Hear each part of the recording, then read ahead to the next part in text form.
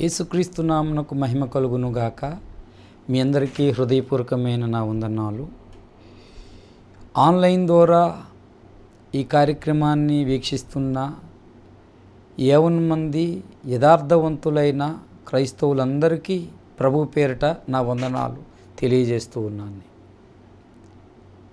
రండి, వాక్య ధ్యానం కొరకు దేవుని పరిశుద్ధ గ్రంథములో పాత నిబంధన విభాగం కీర్తనల గ్రంథం 21వ కీర్తన మొదటి 2 చరణాలు చదువుకుందాం. 21వ కీర్తన మొదటి 2 చరణాలు.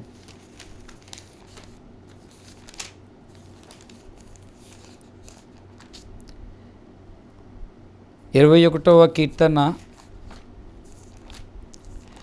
మొదటి 2 చరణాలు చదువుకుందాం. ధ్యానించి వాక్యం విని వాక్య ప్రకారంగా నడిచి దేవుడు సిద్ధపరిచిన దీవెనలు పొందుకుందాం. మనం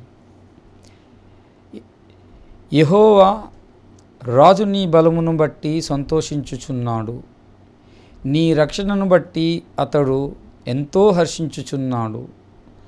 అతని మనోభీష్టంను నీవు సఫలము చేయుచున్నావు. అతని పెదవుల్లో నుండి వచ్చిన ప్రార్థన నీవు మానక అంగీకరించుచున్నావు. చిన్న ప్రార్థన చేసుకుందాం. సర్వశక్తిమంతుడవైన మా గొప్ప ప్రభువా, చదువుకున్న వాక్య భాగమును దీవించండి. ఇగో నాయన, నీవే మాతో మాట్లాడండి. మేము మట్టి పురుగులం, కేవలం నిష్ప్రయోజకులం, ఇంతలో కనిపించి అంతలో మాయమైపోయి ఆవిరి వంటి వారం, నీటి బుడగ వంటి వారం, సర్వ శరీరులు గడ్డిని పోలి ఉన్నారని చెప్పావు. కేవలం నీ కృపచేతే నీ బిడలమైన మాకు ఏ తెగులు ఏ అపాయం గుడారానికి సమీపించకుండా కాపాడి సంరక్షించి ఈ మజిలీకి ఘట్టానికి మమ్మల్ని నడిపించినందుకు స్తోత్రాలు చెల్లిస్తూ, కీర్తనల గ్రంథములో 21వ కీర్తనలో చదువుకున్న ఈ వాక్యములను బట్టి నాయన మీరే దీవించండి, విరిచి వడ్డించండి. దేవా, మీరు మాట్లాడుతుండగా మా మనోనేత్రాలు వెలిగించండి.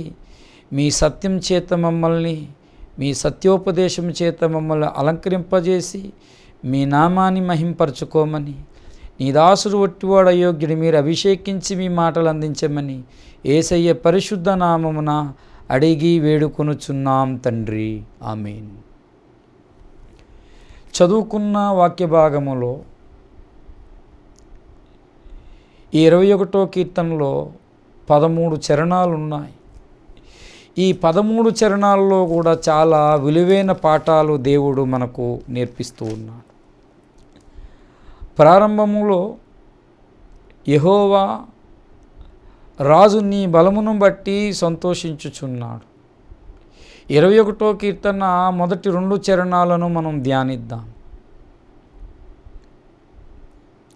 రాజు అంటే దావీదు తన్ను తాను రాజుగా ప్రత్యక్షపరుచుకుంటున్నాడు, పరిచయం చేసుకుంటున్నాడు. యెహోవా అని కామ పెట్టాడు రాజు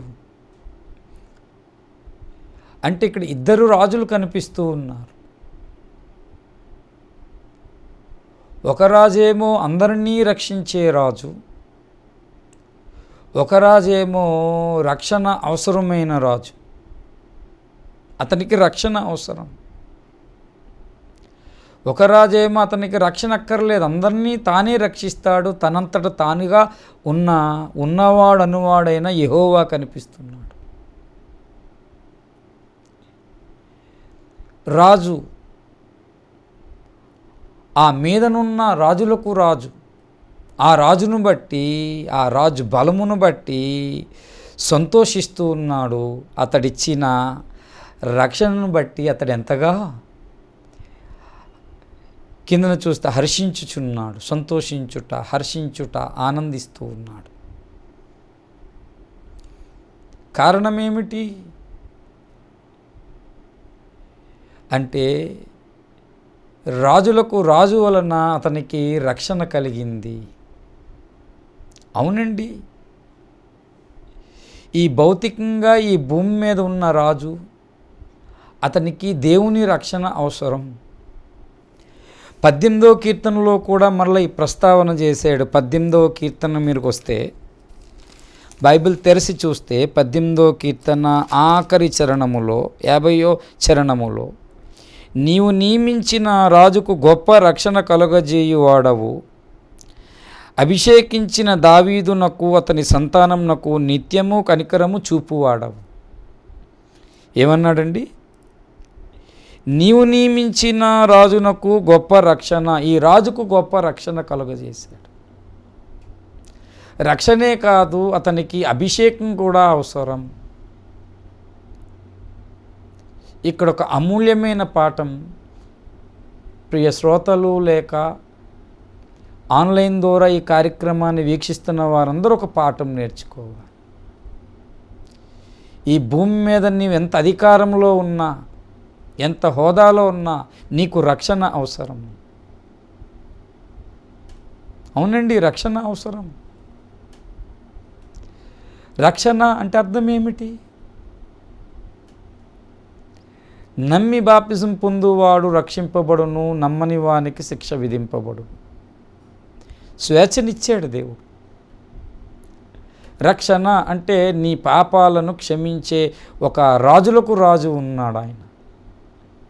ఆ రాజు ఒకానొక కాలములో ఈ భూమి మీదకి వచ్చాడు. దానినే ఇదే 18వ కీర్తనలో దావీదు ఒక గూఢార్థంగా మనకు తెలియజేస్తూ ఉన్నాడు. ఈ 18వ కీర్తన మనం చూస్తే చూడండి దయచేసి, 18వ కీర్తనలో ఎంత చక్కటి మాట అండి. ఈ 18వ కీర్తనలో చూస్తే ఏమన్నాడంటే, ఈ కింద భాగములో 18వ కీర్తన కింద భాగములో మనం దావీదు చక్కటి పాఠం మనకు నేర్పించాడు. 16వ చరణం, ఉన్నత స్థలం నుండి చేయి చాపి అయిన నన్ను పట్టుకొనెను, నన్ను పట్టుకొని మహాజలరాశుల్లో నుండి తీసెను అన్నాడు. దేవుడేమో ఉన్నత స్థలములో ఉన్నాడు, దావీదేమో మహాజలరాశుల్లో. ఇది భౌతికంగా మహాజలరాశుల్లో ఎవరైనా ఉంటే, వాళ్ళు భౌతికంగా ఇది తీసుకుంటే మహాజలరాశుల్లో చనిపోతాడు అతను. భౌతికంగా తీసుకుంటే దావీదు మహాజలరాశుల్లో ఉండడం ఏంటండి? ఎవరైనా బాగా జలరాశులు అంటే జలం అలాగా విస్తరిస్తుంది, ప్రవహిస్తుంది బాగా, భౌతికంగా చూస్తే అక్కడ వ్యక్తి చనిపోతాడు. కానీ ఏదో ఒక ఆధ్యాత్మికమైన పాఠం దావీదు ద్వారా మనకు నేర్పిస్తున్నాడు. ఆయనేమో ఉన్నత 16వ చరణంలో చూస్తే, ఉన్నత స్థలములో చేయి చాపి ఆయన నన్ను చేయి చాపి, ఆయన అనగా తండ్రి, చేయి చాపి, చేయి అనగా ఈ చేయి ఎవరికి సూచన అంటే యేసుకు సూచన.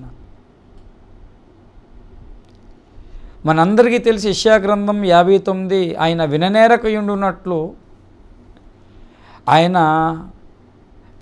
చెవులు మందం కాలేదు, ఆయన చెయ్యి కురచ కాలేదు. ఒకసారి యెషయా గ్రంథం 59:1 చదువుదాం చూడండి. యెషయా ప్రవచన గ్రంథం 59:1 మనం చూడగలిగితే మంచి ప్రవక్త చెప్తాడేమన్నాడు?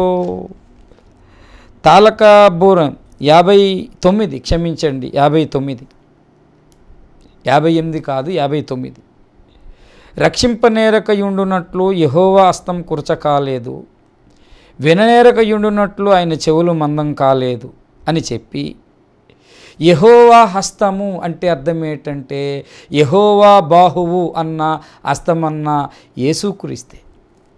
మనిషి సకల కార్యములు చేతితో చేసినట్లు తండ్రి అయిన దేవుడు యేసు ద్వారా తన కార్యాలు చేస్తాడు. ఆయన కుమారుని ద్వారా ప్రపంచములను నిర్మించెను. ఎబ్రీ పత్రిక 1వ అధ్యాయములో 2-3 వచనాల్లో ఉంటాయి. యెహోవా హస్తం అనే బిరుదు యేసయ్యకు ఉంది. యెహోవా బాహువు అనే ఒక బిరుదం యేసుకు మాత్రమే. అంటే దావీదు 18వ కీర్తన 16వ చరణం ప్రకారం ఉన్నత స్థలముల్లో దేవుడున్నాడు, తన చేయి చాపి అంటే దావీదు అగాధ అంటే ఎక్కడున్నాడు దావీదు? 16వ చరణములో మనం చూస్తే దావీదు అక్కడ చూస్తే మహాజలరాశులు అన్నాడు. ఏమన్నాడు? అక్కడ ఏమన్నాడు? మహాజలరాశులు అనగా జలరాశులు అంటే అర్థము ప్రకటన గ్రంథం 17వ అధ్యాయం ప్రకారం, ప్రకటన గ్రంథం 17వ అధ్యాయములో చూస్తే మహాజలరాశులు అనగా అర్థం మారు మనసు లేని జనాంగం అని అర్థం. దయచేసి ప్రకటన గ్రంథం 17లో మనం చూడగలిగితే అక్కడ రాయబడిన మాట చూడండి. 2వ చరణము 3వ చరణములో అక్కడ చూస్తే అక్కడ ప్రకటన గ్రంథం 17వ అధ్యాయం 1వ వచనం, ఆ 7 పాత్రలు పట్టుకొని ఉన్న 7 దేవదూతల్లో ఒకడు వచ్చి నాతో మాట్లాడుచు ఇలాగ చెప్పాను, నీవెక్కడికి రమ్ము, విస్తారమైన జలముల మీద కూర్చున్న మహావేశ్యకు చేయబడు తీర్పు నీకు కనపరచెదను. విస్తారమైన జలముల మీద కూర్చున్న అనగా అర్థము విస్తారమైన జలములు అనగా అక్కడ కింద చూస్తే జనాంగము, ఈ లోక జనాంగము, మారు మనసు లేని జనాంగము అని అర్థం. దావీదు మహాజలరాశుల్లో అన్న విస్తార జలరాశులు అన్న అక్కడ అందులో అంటే మారు మనసు లేని జనాంగం మధ్య ఆయన ఉన్నట్టు లేఖనం సెలవిస్తూ చేయి చాపైన రక్షించాను విడిపించాను. దయచేసి 18వ కీర్తన 16 అంటే అందులో నుంచి విడిపించాడు. 18వ కీర్తన 16వ చరణం మరలా మనం చూడగలిగితే అందులో మరలా మనం దాన్ని చూద్దాం. ఉన్నత స్థలముల నుండి, ఎంత చక్కటి మాట అండి 16లో, ఉన్నత స్థలము నుండి చేయి చాపాయన నన్ను పట్టుకొని మహాజలరాశుల నుండి తీసెను అంటే రక్షించాడు. నీటిలో నుండి తీయవేయబడిన వాడని మోషేకి పేరు పెట్టాడు. మోషే అనగా నీటిలో నుండి తీయబడినవాడు. ఈ జనాంగము నుంచి విడిపించబడిన వాడు దావీదు. అందుకే 18వ కీర్తన ఆఖరులో దావీదు నీవు నియమించిన రాజుకు గొప్ప రక్షణ ఎవరి వల్ల కలుగుతుందంటే యెహోవా హస్తము ద్వారా, యెహోవా బాహువు ద్వారా, యేసుక్రీస్తు ద్వారా రక్షణ కలుగుతుంది. రక్షణ పొందిన ప్రతి ఒక్కడు అభిషేకం పొందుకోవాలి. రాజుగా నియమించిన వాడే అభిషేకించాడు. అందుకే క్రీస్తునందున్న మనము రాజులము రాణులము, రక్షణ పొందిన రాజులము, రక్షణ పొందిన రాణులము దేవుని దృష్టిలో. ఇదంతా ఆధ్యాత్మికమైన విషయం.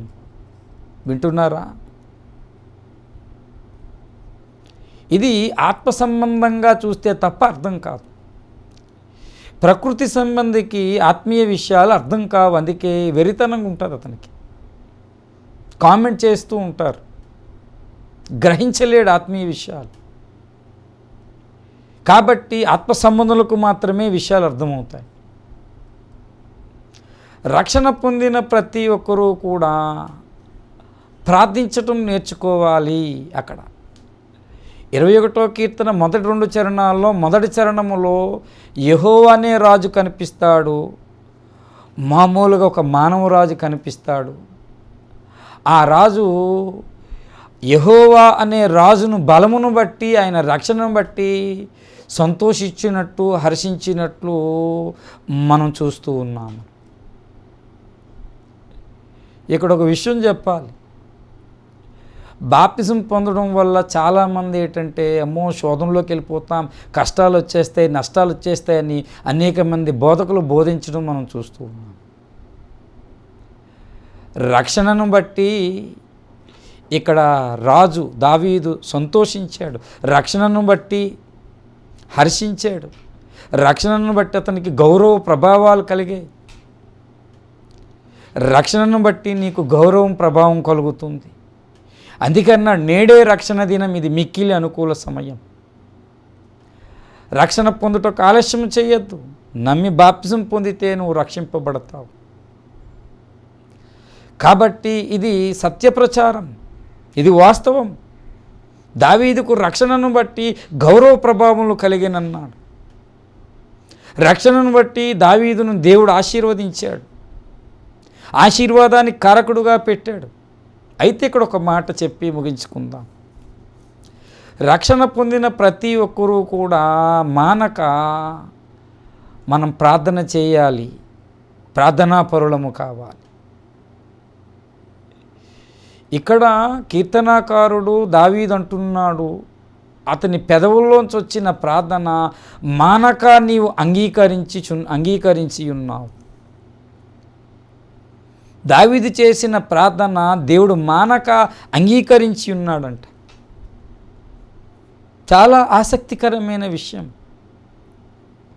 ప్రార్థించేవారు రక్షణ పొందిన వారై ఉండాలి, ప్రార్థించేవారు అభిషిక్తులై ఉండాలి. ప్రార్థించిన వారు వారి రక్షణను బట్టి ఆనందించాలి, వారి రక్షణను బట్టి దేవుని బలమును బట్టి హర్షిస్తూ ఉండాలి. మనం అప్పుడప్పుడు మన ప్రార్థన మానక అంగీకరిస్తూ ఉన్నాడు ఆ దేవుడు. దావీదు ప్రార్థన అయితే దేవుడు మానక అంగీకరించి ఉన్నాడు. 2వ చరణములో అంగీకరించి ఉన్నావు. ఎంత చక్కటి మాట, అంగీకరించుచున్నావు, మానక అంగీకరించుచున్నావు. దావీదు ఏం ప్రార్థన చేసిన అతని ప్రార్థన అంగీకరించుచున్నాడు దేవుడు. కారణం ఏమిటి? అతని ప్రార్థన అంగీకరించడానికి కారణం ఏంటి? అంగీకరించుచున్నామంటే కంటిన్యూస్గా చెప్తున్నాడు. అంగీకరించి ఉన్నామంటే అప్పటికే అంగీకరించాడు. కారణం ఏమిటి అంటే అక్కడ మంచి మాట చెప్పాడు. అతని మనోభీష్టం 2వ చరణంలో అన్నాడు, అతని మనోభీష్టాన్ని నువ్వు సఫలము చేయుచున్నావు. దావీదు మనోభీష్టాన్ని బట్టి దేవుడు అతని ప్రార్థనను ఆలకించాడు. మనోభీష్టం అంటే మనసులో ఉన్న కోరిక, మనసులో కొన్ని ఇష్టాలున్నాయి, దేవునికి చెప్పుకున్నాడు. దావీదు మనోభీష్టం ఏమిటి అంటే అనేకమైన విషయాలు చెప్పాలి. 119వ కీర్తన చూస్తే మనము 119వ కీర్తనలో దావీదు మనోభీష్టాన్ని, ఎందుకంటే ఈ 119వ కీర్తన దావీదు అనుభవాన్ని 111 నుంచి మనకి ఈ 19 కీర్తన 111 నుంచి దావీదు కీర్తన అనేది రాయబడి ఉంది. 110 నుంచి, క్షమించండి, 110 నుంచి దావీదు కీర్తన అన్నాడు. కంటిన్యూస్గా మనం చూస్తే 119 కూడా కంటిన్యూస్గా ఉంది. అది ఆ 119లో ఆయన మనోభీష్టం ఏంటంట, అనేకమైన విషయాలు ఉన్నాయి. కొన్ని విషయాలు ధ్యానించి మనం ముగించుకుందాం.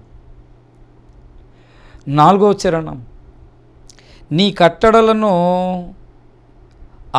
నీ కట్టడలను గైకొన్నట్లు నా ప్రవర్తన స్థిరపడి ఉండిన ఎడల ఎంత మేలు అన్నాడు. అంటే దావీదు మనసులో ఆయన మనోభీష్టం ఏంటంటే నా ప్రవర్తన స్థిరపడాలి, నేను నడిచే విధానం దేవునికి ఆమోదయోగ్యంగా ఉండాలి, స్థిరపడాలి నేను దేవునిలో. మనసులో ఇష్టమండి, మనోభీష్టం. నీ కట్టడలను గైకొన్నట్లు నేను స్థిరపడిన ఎడల ఎంత మేలంటే, ఇంకా నేను స్థిరపడలేదని ఒప్పుకున్నాడు దేవుని ముందు. ప్రభువా నన్ను స్థిరపరచు, స్థిరపడిన ఎడల ఎంత మేలు. అంతేకాదు దావీదు మనసులో ఉన్న ఇంకొక ఇష్టం చెప్పాడు. ఏం చెప్పాడు? మనోభీష్టము ఈ 18లో, నేను నీ ధర్మశాస్త్రమందు ఆశ్చర్యకరమైన సంగతులు చూచున్నట్లు, ఏమన్నాడు? ఆశ్చర్యకరమైన సంగతులు చూచున్నట్లు నా కండ్లను తెరువుము. అంటే ఈయన మనసులో ఏంటంటే ధర్మశాస్త్రంలో ఏదో అక్కడ రాయబడి ఉంది, కనిపించడం లేదు, తెరువుము అని తన మనసులో ఉన్న ఇష్టాన్ని దేవునికి తెలియజేశాడు. అంతేకాదు కొంచెం ముందుకెళ్తే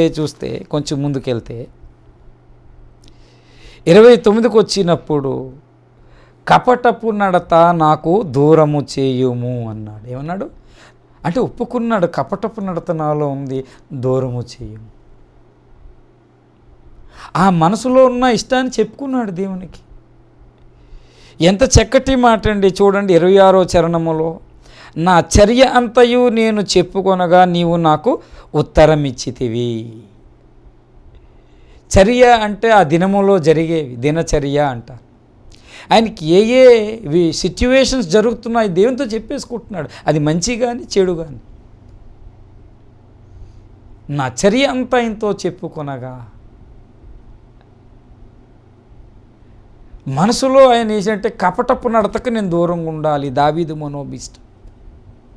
ఇంకా కొంచెం ముందుకెళ్తే 32లో, నా హృదయమును నీవు విశాలపరిచినప్పుడు నీ ఆజ్ఞల మార్గమున పరిగెత్తెదను. హృదయాన్ని విశాలపరచు ప్రభువా, హృదయాన్ని విశాలపరచు ప్రభువా.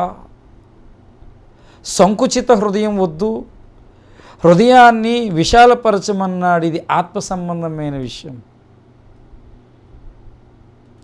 విశాల హృదయం ఉన్నవాడు అందరినీ కలుపుకుంటూ ముందుకెళ్తాడు. సంకుచితంగా ఉన్నవాడు కొందరిని ప్రేమిస్తాడు, అందరినీ ప్రేమించలేడు. హృదయంలో విశాలత లేదు. ఈ విషయం ఎప్పుడైనా, విశాల హృదయం గురించి ఎప్పుడైనా మనం ధ్యానం చేసుకుందాం. దావీదు మనోభీష్టుడు ఏదో సంకుచితంగా, ఏదో హృదయంలో ఏవేవో అరమరికలు ఉన్నాయి. ఇంక కొంచెం కిందకి వెళ్తే ఎంత చక్కటి మాట, ఎంత తన మనోభీష్టాన్ని దేవునికి తెలియజేశాడు. ఏమన్నాడు 37వ చరణం, వ్యర్థమైన వాటిని చూడకుండా నా కన్నులు త్రిప్పివేయుము. వ్యర్థమైన వాటిని చూడకుండా, వ్యర్థమైనది అంటే కొంతమంది టీవీ అని బోధిస్తూ ఉన్నారు.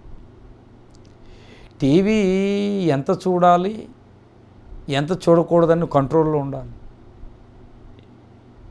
ఒక ఆయన ఇటీవల కాలంలో ఒక దైవజన్ని ఇలాగ అడిగాడంట, పాస్టర్ గారు మనం టీవీ కొనాలనుకుంటున్నానండి, కొనచ్చా అని.